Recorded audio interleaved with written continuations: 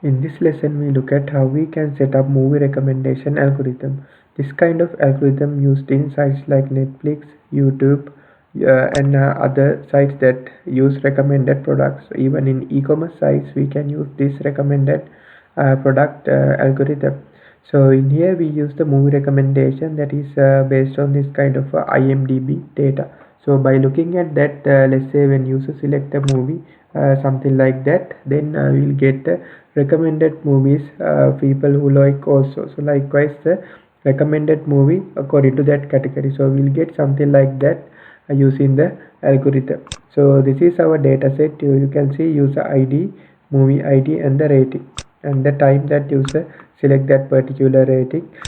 So in here we have a movie ID, so we are joining with another table to get the relevant movie details, right? So let's look at how we can set up this. So we can go to the Azure Machine Learning. So in that we have the data set which is movie rating, and another data set called IMDb movie title. So you can get these data sets both can get a movie rating and the titles like that. So I will show the data. So in here you can visualize this. So in that I can see the data. So as you can see number of rows, columns, user ID, movie ID, and the rating. So this user rate according to this value and the timestamp. Then if you look at the other data source, you can see like this. So in there we have the movie names with the particular ID. We have the movie names listed. So what we are doing is we are doing a joining between comparing these two data sets. So left side we have a movie rating, right side we have movie title. So we are doing a joining in between these two and making a data set. So if you have different multiple data sources in different places, we can do something like that to do the joining and get the final result set, because sometimes our data not in the correct place, so in different data sources. So in here we have 16,000 records. You can see a movie ID with the movie name. So we are joining with this table to get the movie name, to get the recommended movie. So initially we have these two data sets, then we using edit metadata. So in here we can see in here we are using a column, launch column selector. So what we are doing is we are editing the rating value. So rating value you can see which is this value. We set this as an integer. So the rating value in here we set this as an integer value.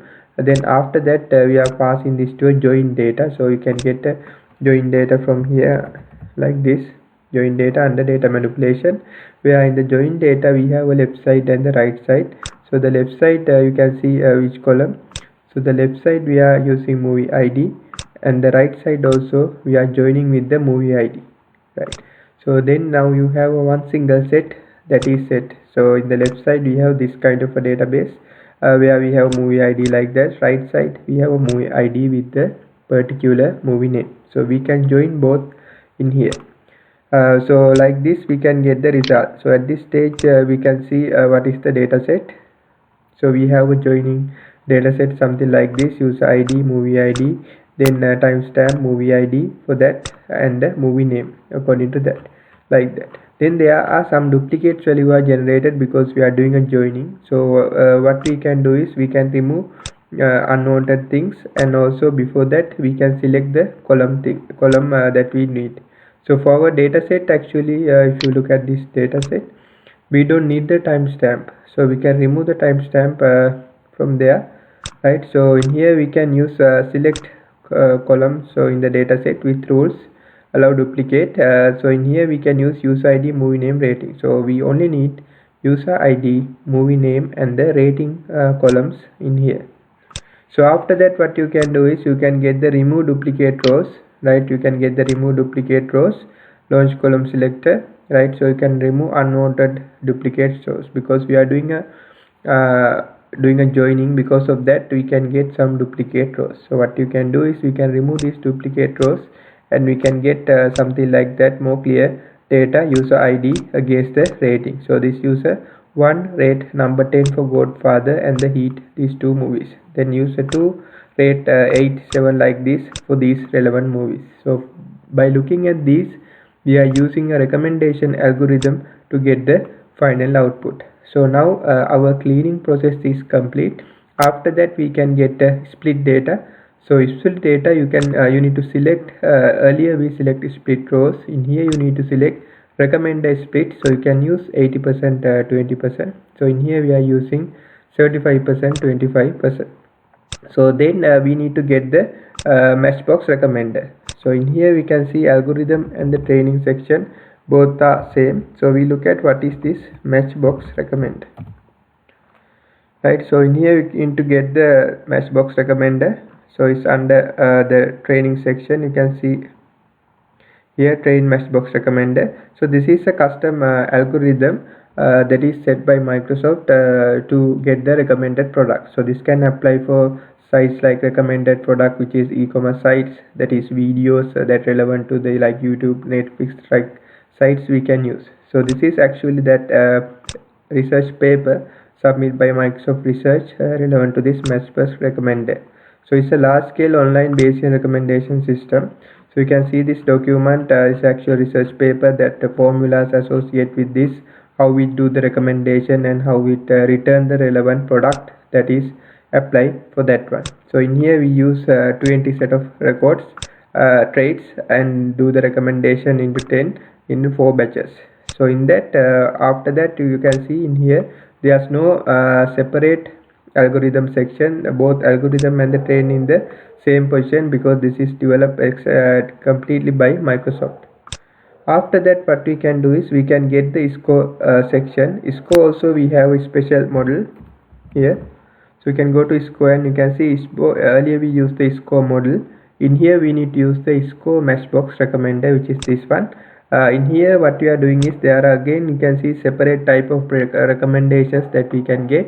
So in here we are using the item recommendation to get the particular items. Then finally we need the evaluate model for what? To get the whether to check whether this is how much level accurate, correct or not. So that's why we need this evaluate recommender. So I will run this experiment. So in here you can see it is running. So when it's running is to go through all these steps. So very first time you can see is looking at the data, then doing the data cleaning part. So you can see here. So in here is looking at the data, then doing the data cleaning part. Okay, joining is completed, right? Then the matchbox recommender. So once it runs earlier also, then the second time is much more faster. If you have a large data set, very first time it can take more time. So in here we look at what is our result data set. You can go to the visualize section. So in here you can see the actual result data set. So in here we can get the movies that recommended based on the past rating. So all are based on the past rating. So we have something like this. So let's look at one column. So these are some recommended movies, right? So some recommended movies that can put into a one single category, right? So like for example this one, the World's End, can go to so if a user select a World's End, so that user get the recommended movie as though and the Captain America. So that's the one example. Then if a user select Inception, that get similar movies as Rush and the Gravity as a similar recommended movie. So that is how this algorithm works. We can set up this in a web service and apply this into a site. So this can use in e-commerce site. We can set up to display relevant products that's based on the rating. Similar products, electronic products, computer accessories, things like that we can use. In movie recommender video sites we can use based on the similarity of the videos. So when the new data is applied, then this algorithm do more training and it will get more intelligent with the time. So in the evaluate section actually before publishing we need to check the value. So in here C4.95 this is accurate. That means we can use this algorithm into production. We can use this into as experiment and we can submit this as a web service and we can apply into e-commerce site, mobile application, things like that.